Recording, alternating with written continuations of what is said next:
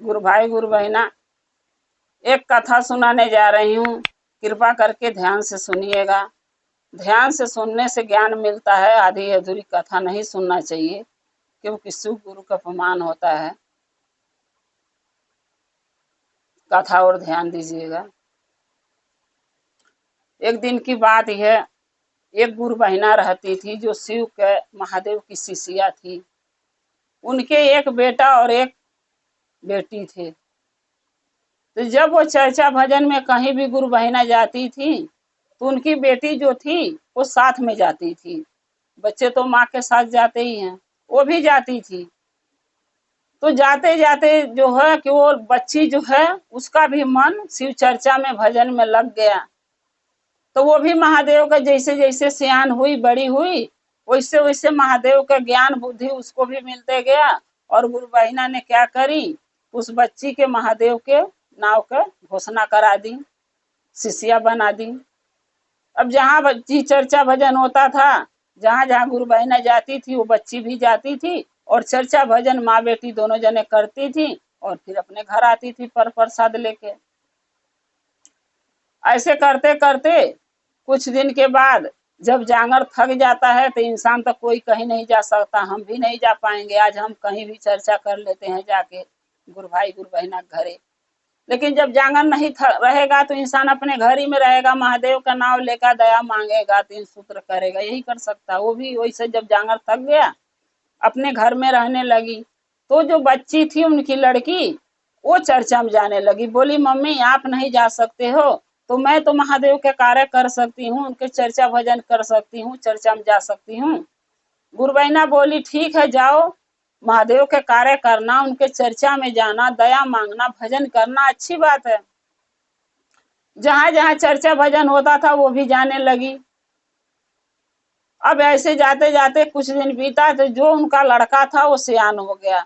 गुरु बहना सोची कि शादी कर दूंगी तो जो लड़का है अपना बीवी आ जाएगी तो अपना घर का काम धंधा करेगी। हमारे भी जांगर थक गया, मैं कर नहीं पाती हूँ, बच्ची चर्चा में चली जाती है, वो रहेगी तो कम से कम घर में खाना पीना बनाएगी, घर का देखभाल कर लेगी। तो क्या करी, अपने लड़के के गुरु बहिना ने शादी कर दी। जब शादी कर दी बहू आई तो जब भी देखती थी जहां तक ये सोचती थी कि मेरी ननद काम करे मैं ना करूं। तो वो क्या करती थी, काम तो जल्दी करती नहीं थी, थोड़ा बहुत भी काम करती थी तो जाके सो जाती थी, बैठ जाती थी। अब जो लड़की थी वो घर का काम टोटली करके, जो भी उसको समझ में आता सारा काम करके, खाना पीना करके और महादेव के पूजा पाठ करने बैठ जाती थी। और कहीं से चर्चा भजन के बुलावा आता था महादेव के, वहां वो चली जाती थी। ये बात जो बहुत ही गुरु बहिना का उसको पसंद नहीं आता था। वो कहती सोचती थी कि मेरी ननद घर में भी बैठ के घंटों पता नहीं क्या महादेव के फोटो के तस्वीर के सामने क्या क्या भरभराती रहती है, उसके बाद रोज दिन चर्चा भजन में चली जाती है। और कहीं ऐसा ना हो कोई बात हो जाए तो हम लोग के पास ताना पड़ेगा। तो वो एक दिन जो है अपनी सास से बोली कि आप ननद को क्यों नहीं हमारे रोकती हैं अपनी बेटी को। वो बोली क्या हुआ, बोली चर्चा भजन में जा रही हैं, पता नहीं कहाँ से राख राख भभूत लाती हैं, घर में रख देती हैं, ऐसा ना हो कोई भूत प्रेत घर में वास कर ले। और सियान लड़की है, अगर जा रही है अकेले कहीं कल को कोई बात हो जाए तो क्या होगा। अब तो बूढ़ पुरानिया हो, आप तो नहीं किसी की 4 बात सुनने टोला महल्ला लग जाओगे। टोला महल्ला तो हमें हमारे पति के सुना के जाएंगे, तेरी ननद ऐसी है, तेरी बहन ऐसी है। गुरु बहना कहती थी कि देख मेरी बेटी पर मुझे पूरा भरोसा है, पूरा यकीन है, मेरी बेटी कोई गलत काम नहीं करने जाती है, न कर सकती है, क्योंकि वो महादेव की शिष्या है। और कहीं ऐसा समय आया कि जो मेरी बेटी के ऊपर कोई खतरा हुआ आया, चाहे बुरी नजर किसी ने डाला तो महादेव उसका रक्षा करेंगे, महादेव उसका सहायता करेंगे, क्योंकि वो महादेव के कार्य करने जाती है, महादेव की चर्चा करने जाती है, तो महादेव उसका रक्षा करेंगे। फिर भी वो जो बहुत ही गुरु बहिना का उसको ये बात समझ में नहीं आई, क्योंकि गुरु बहिना जब जो शिष्या रहता है ना वही समझ सकता है कि महादेव के जब हम दया मांगने बैठते हैं, चर्चा करने बैठते हैं, घर में उनका नमन करते हैं, तो उस टाइम कोई कितनों भी बुलाए इंसान हम बोलते नहीं हैं, क्योंकि जब तक हम माला फेरेंगे जब तक हम नहीं बोलते। हम अपने घर में भी यही कहती हूँ बच्चों के कि जब तक मैं पूजा करूं मुझे डिस्टर्ब या तंग मत किया करो। हमारे बच्चे नहीं करते हैं, वैसे सभी कोई करता है कि हमके कोई तंग ना करे। जब पूजा कर ले तो आदमी जो भी बात करना करो। तो वो पूजा करती भी तो थी घर में बैठ के, तो उसकी भाभी कुछ न कुछ बोलाने लगती थी, ये कर दो वो कर दो, तो नहीं बोलती थी तो उसको और गुस्सा आता था कि ऐसे क्या कार्य ये कर रही है, बोलती ही नहीं है। अब ये सारी बात ही का उसको प्रॉब्लम था गुरु बहना की बहू के। एक दिन क्या हुआ, अपने पति से बोली, पहले सास से एक दिन बोली कि इनकी शादी कर दो, इनका घर बसा दो, ये अपने घर चली जाएंगी तो हमको टेंशन, चाहे आपको किसी को टेंशन नहीं रहेगा कि कल ऊंच नीच हो तो हमारी बदनामी नहीं होगी। गुरु बहना बोली कि बेटा कमाता है, जो थोड़ा बहुत लाता घर में खर्चा में चला जाता, जब पैसे देगा जब भी तो शादी ब्याह मैं करूंगी, कहाँ से करूं, मेरे पति है नहीं और उनका जमा पूंजी था जो तुम लोगों के इन लोगों के पालने में पढ़ाने लिखाने में लगा दी, तो मैं कहाँ शादी ब्याह करूंगी, फिर तो शादी ब्याह होता नहीं है। और शादी ब्याह के लिए सबसे बड़ी बात है कि एक लड़का मिलना चाहिए, उसको घर परिवार होना चाहिए। अब मैं जहां भी शादी करूंगी तो ऐसे घर थोड़ी न कर दूंगी कि मेरी बेटी के जीवन में दुख रहे, उसको खाने पीने का ना रहे, सुबह घर ना रहे, कहीं देख सुन के ही करेंगे। अब सोची बहू कि सास तो मेरी बात सुनेगी नहीं, लेकिन पति से कहूंगी तो जरूर सुनेगा। अब वो जब उसका पति आया शाम को घर पे तो रात में उसको बोली कि अपनी बहन के लिए लड़का क्यों नहीं ढूंढते हो, कहीं शादी ब्याह कर दो, अपने घरे चली जा, यहाँ रहती है दिन भर पता नहीं कहाँ कहाँ गांव गांव घूमती है, चर्चा में भजन में कहती है मैं चर्चा में जाती हूँ, न पता क्या करने जाती है, कोई कल को कोई बात हो जाए तो किसकी इज्जत जाएगी, हमारी ही तो जाएगी ना। तो वो बोला कि देख बचपन से वो शिव चर्चा में है और उसके साथ कोई बुरा करेगा तो महादेव उसको कभी माफ नहीं करेंगे, क्षमा नहीं करेंगे, तू उसका चिंता छोड़ दे। बोली नहीं, मैं ऐसे नहीं छोड़ सकती, ये तो तुम अपनी बहन के शादी ब्याह कहीं कर दो, अनाई मैं अपनी जान दे दूंगी। अब वो लड़का गुरु बहिना सोचा कि अगर ये अपने जान दे देगी तो हम तो जेल चले जाएंगे तो कोई बात नहीं, हम तो आदमी हैं, कहीं भी रह के अपना जिंदगी बिता लेंगे, जेल में ही बिता लेंगे।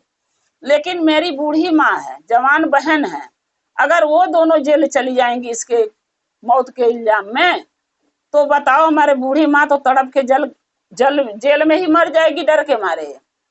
और बहन है तो जब एक बार जेल चली जाएगी तो उसका शादी ब्याह कोई नहीं करेगा, कहेगी ये लड़की बेकार है, ये जेल जाके आई है, इससे कौन शादी करेगा, कौन औरत अपने बेटे के ब्याह करेगी हमारे बहन से। ये सारी बात वो पूरी रात सोचा, उसको नींद नहीं आई। फिर सुबह हुआ, फिर उसकी बहू बीबी जो है उसके पीछे पड़ गई कि आज अपनी बहन के शादी आपको करनी है, चाहे कैसो भी करो। वो बोला कि देख घर दुआर लड़का देखूंगा जब भी तो शादी करूंगा, लड़का रोड पर थोड़ी न बैठे हैं, उठाए और लाके शादी कर दिए और किसी एरू गैरू के सारे पल्ले उसको मैं बांध दूं कि जिंदगी भर वो दुखी रहे, एक ही तो बहन है मेरे, थोड़ा तसल्ली रख, लड़का ढूंढ के मैं कर दूंगा। बोली नहीं, आज की आज शादी अपनी बहन को करना पड़ेगा, अगर नहीं करोगे तो मैं सच में अपनी जान दे दूंगी। अब वो क्या करे, बोला ठीक है जा रहा हूँ, कहीं मिलेगा तो कर दूंगा। बोली लड़का ढूंढने जाओ, जो नजर में पहला लड़का रास्ते में आपको मिलेगा उसी से शादी करना है, चाहे वो भिखारी हो, चाहे लंगड़ा हो, चाहे लूला हो, चाहे काना हो, चाहे पागल हो, लेकिन शादी उसी लड़का से आप करोगे। बोला ठीक है।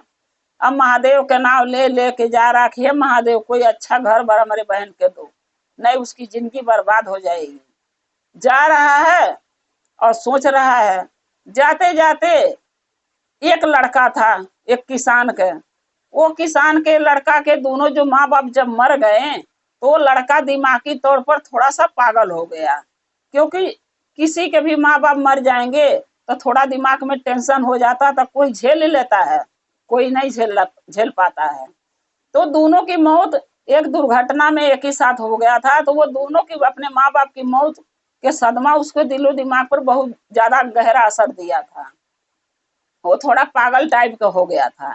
तो वो जब माँ बाप उसके मर गए तो क्या किया, घर बार छोड़ के और एक बाहर खेत था, छोटा सा जगह था खेती के, उसी में एक शिवलिंग के महादेव का पिंडी बना के और एक मड़ई डाल के वहीं में रहता था। मड़ई में वहीं पूजा अपने मड़ई के आगे करता था महादेव का।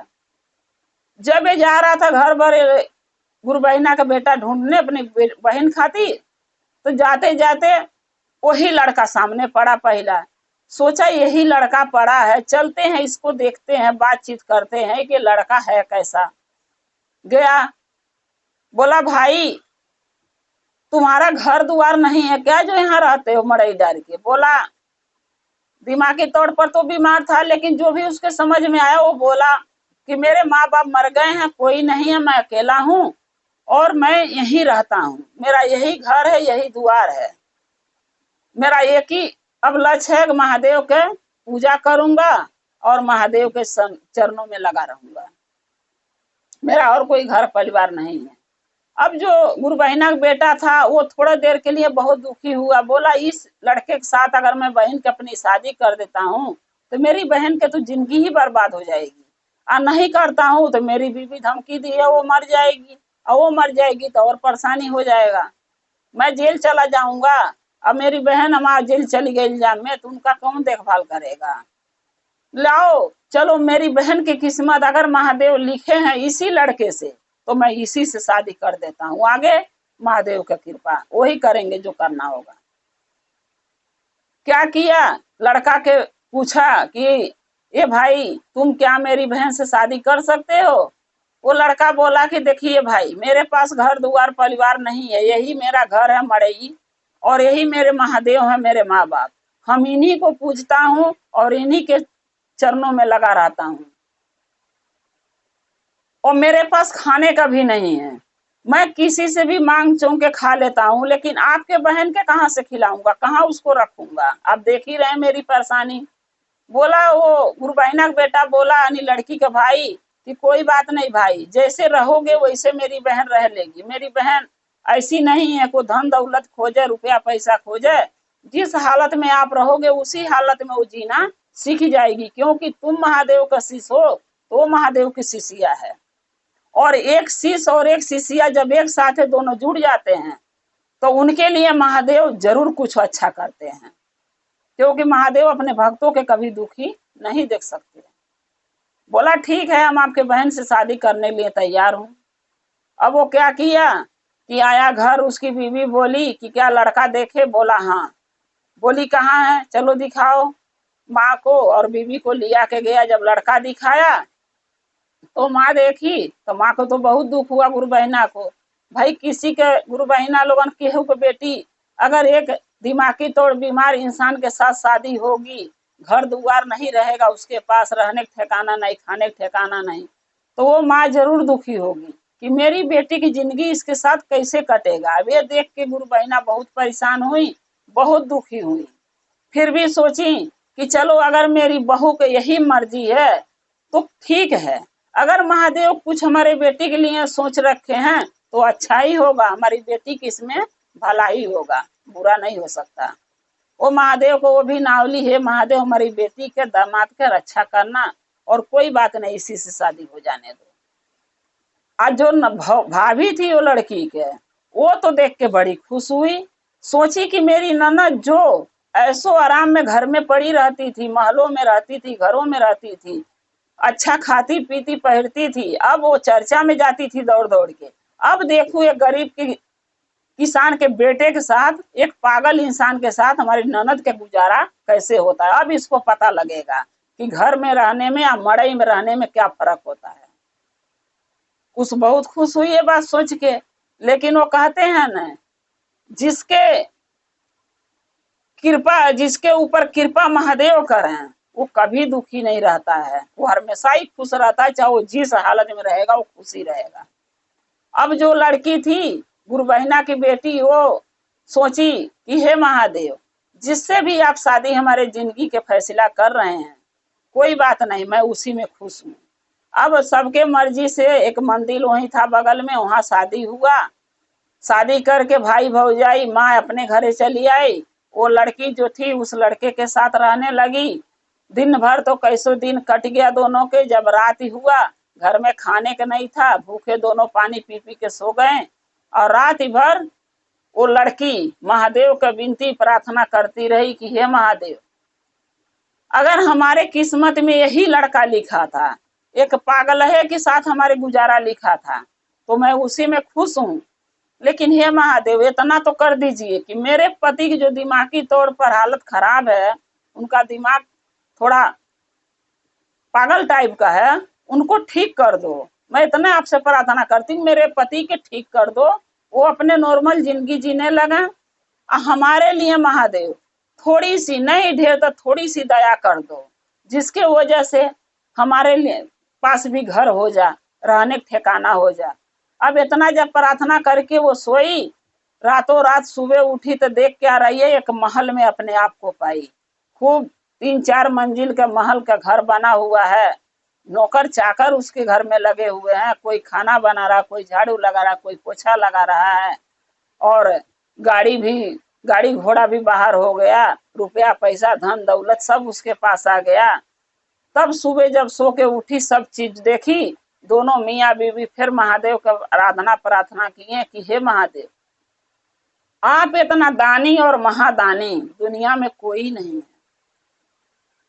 वो लड़की महादेव के लगी प्रार्थना करने की, हे महादेव, हमारे को तो आप सब कुछ दे दिए, जिसके वजह से हमारी भाभी एक दिमागी तौर बीमार लड़के से शादी कराई, और आप हमारे विनती प्रार्थना अपने शिष्य का सत्कार किए, हमके सब कुछ दे दिए, कोई चीज की अब कमी नहीं है।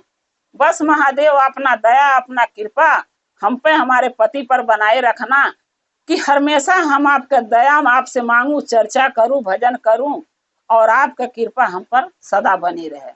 तो गुरु भाई गुरु बहना, ये सोचिए और ये देखिए कि किसी के चाहने से बुरा नहीं हो सकता किसी के। जो महादेव का शिष्य शिष्या होते हैं, वो महादेव कभी अपने शिष्य और शिष्या को दुखी और भूखे और परेशान कभी नहीं देख सकते हैं, न रख सकते हैं। उस पर कृपा महादेव का थी, उसके पास सब आ गया। और जो उसकी भाभी थी, उसके पास जो घमंड था, उसका घमंड टूट गया, जो भी था वो सब बर्बाद हो गया। अब ये दोनों मियाँ बीवी अपने खुशहाल जिंदगी जीने लगे, बाल बच्चे के साथ रहने लगे, और महादेव का चर्चा भजन और दया मांगने लगे, उनका नाम लेते रहे। तो गुरु भाई गुरु बहना, हमारे हाथ जोड़ के आप लोगों से प्रार्थना है कि दिल में भरोसा और विश्वास बहुत जरूरी है महादेव के लिए।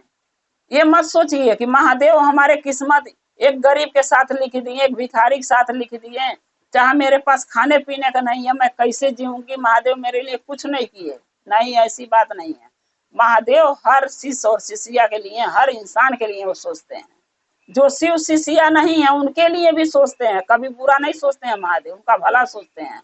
लेकिन बशर्ते महादेव आपसे, हमसे और आपसे मांगते क्या, बस थोड़ा सा पूजा, थोड़ा पाठ, थोड़ा विनती, थोड़ा प्रार्थना, थोड़ा विश्वास, जो हम लोगों के बनाए रखना अपने दिल में बहुत जरूरी है। तो जैसे महादेव उसका घर परिवार बसाए, उसकी खुशियां लौटाए, उसको सब कुछ दे दिए, वैसे मैं ये चाहती हूँ कि आप लोग पर भी महादेव का कृपा सदा बनी रहे। महादेव आप पर दया करें और आप लोग चर्चा भजन करते रहिए। हर हर महादेव, घर घर महादेव। महादेव की कृपा आप लोग पर सदा बनी रहे।